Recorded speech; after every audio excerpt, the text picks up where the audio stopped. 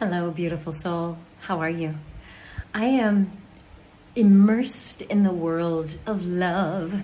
I am currently working on a book project around manifesting love with a collection of authors and people who have either manifested their own love affair through rituals or procedures or prayers, and experts who also support other people to do the work that they need to manifest true love.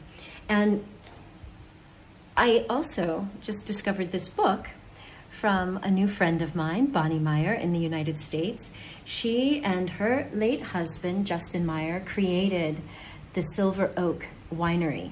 And their love story is pretty amazing. Now, of course, they also had this business that is also amazing and has transformed the way Napa Valley is viewed. They were part of that.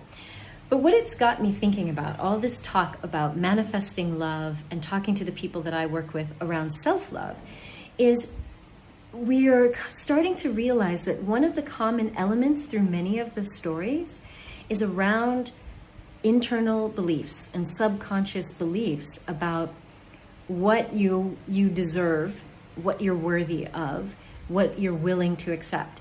And so I'm really excited for you to get these books, both Bonnie's book about how she and Justin met and how they've stayed connected, even despite his passing. And of course, I want you to get Manifesting Love when it comes out.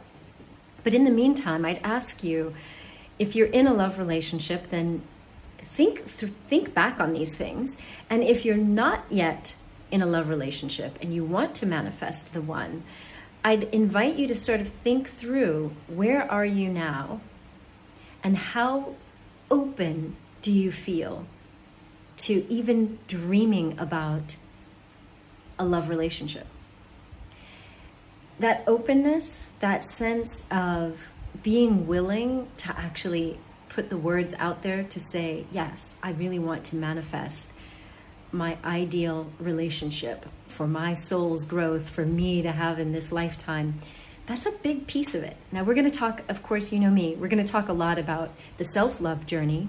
That's been part of my own personal process, and what I've helped thousands of clients over the years with is really getting clear on who you are, loving yourself, flaws and all, healing any old trauma if it needs to, so that you are that ideal version of you that you want to bring to that ideal relationship.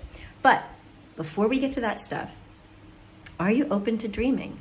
Are you open to the possibility of having not a love relationship that's just out of convenience, not settling, not doing it just for appearances, but really manifesting a love relationship that is part of your spiritual journey, that's part of your soul's growth in this lifetime, that may even be, a part of your healing journey.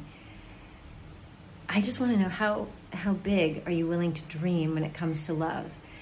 You may not end up creating a business that's going to have this sort of a legacy and then writing about it in your own memoir like Bonnie has. But how big could your dream of love go? How much are you willing to open up your heart to that possibility? This has been my own personal journey for several years, and I'm really happy to share what's worked for me and where I am now in that process, because I think it's beautiful and it's inspiring, and I really want to hear from you as well. So share.